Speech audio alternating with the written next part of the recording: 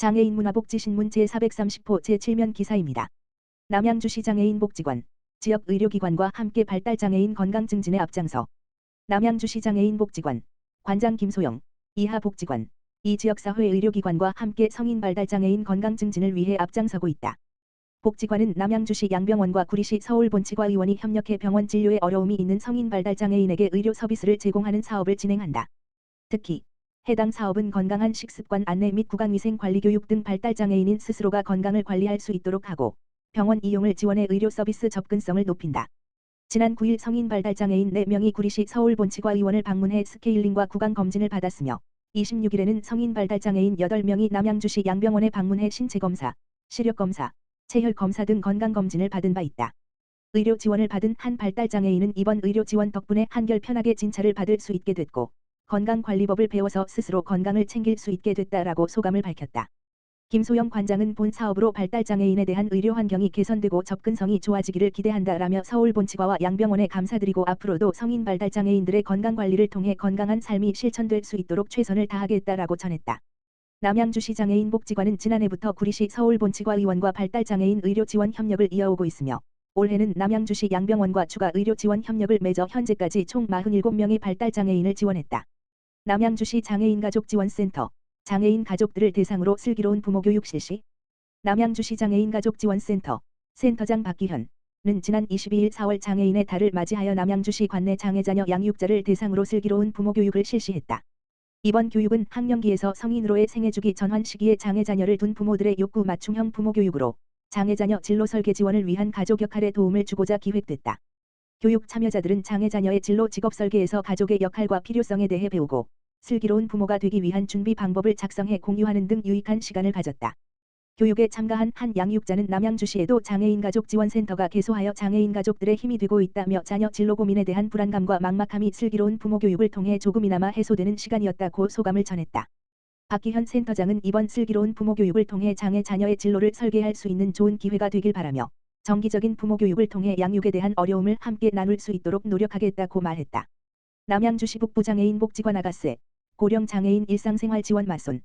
남양주시 북부장애인복지관, 관장 공상길, 지난 25일 진저북 소재 사회적 기업 아가스, 대표이사 이수경와 고령장애인 지원을 위한 업무 협약을 체결했다고 26일 밝혔다. 이번 업무 협약으로 남양주시 북부장애인복지관과 아가스는 고령장애인 인지 프로그램 보급 및 강사 파견 고령장애인 일상생활 지원 및 복지발전 기여 사업 협조 장애인 복지 발전을 위한 상호 협력 사업 추진 돌봄이 필요한 사각지대 대상자 발굴 및 사례 지원 등을 위해 상호 협력할 계획이다. 공상길 관장은 이번 협약을 통해 고령장애인의 일상생활 지원 및 인지 향상 프로그램이 확대되는 기회가 되길 바란다며 우리 복지관은 사업의 원활한 운영을 위해 공간을 개방하고 홍보하는 등 적극 노력하겠다고 말했다. 이수경 대표이사는 지역 내 고령장애인을 위한 두 기관의 협력이 지역사회의 연대로 이어지기를 희망한다고 전했다. 아가스는 아름다운 가치를 세상과 함께라는 의미를 담고 있는 남양주시 사회적 기업이다. 100세 시대의 노인들에게 건강한 삶을 지속할 수 있도록 통합예술 치료 프로그램을 개발 및 보급하고 있으며 돌봄이 필요한 노인을 위한 방문 요양 프로그램도 운영하고 있다. 동두천시 민관협력 시책사업 찾아가는 이동병원 닥터 고업무 협약식 가져.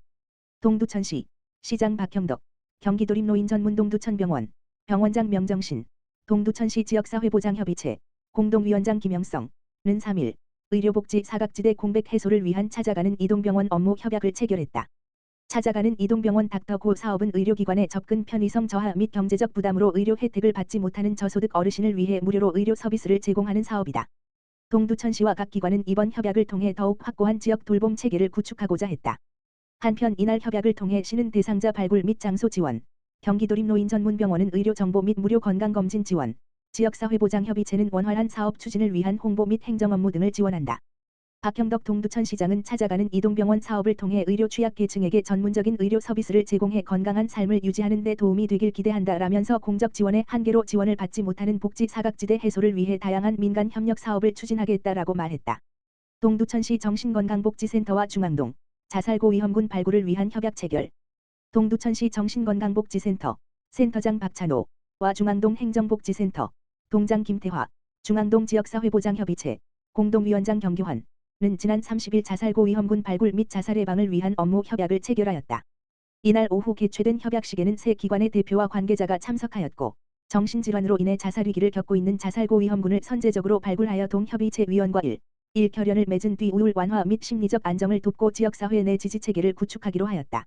중앙동 지역사회보장협의체 경규환 위원장은 자살고위험군 가구를 적극적으로 발굴하고 정신건강 증진에 협력하여 자살위험으로부터 안전한 중앙동을 만들기 위해 최선을 다하겠다고 말했다. 한편 김태화 중앙동장은 오늘을 시작으로 정신건강복지센터와 지속가능한 아름다운 동행을 이어나갈 수 있도록 협력을 강화하고 자살고위험군 발굴을 위해 각별히 노력하겠다고 밝혔다. 동두천시 청소년상담복지센터 청소년안전망 학교지원단 정례회의 실시. 동두천시 청소년상담복지센터 센터장 황상현은 지난 30일 상반기 학교지원단 회의를 실시했다. 학교지원단은 관내 초등 중등 고등학교 부장교사와 전문상담사로 구성된 집단으로 학교와 센터 간 네트워크 활성화를 도모한다. 주요 활동으로는 청소년 상담 프로그램 연계, 위기 청소년 조기 발견 및 심리 지원 등 청소년의 건강한 심리 정서적 발달을 위해 협력한다.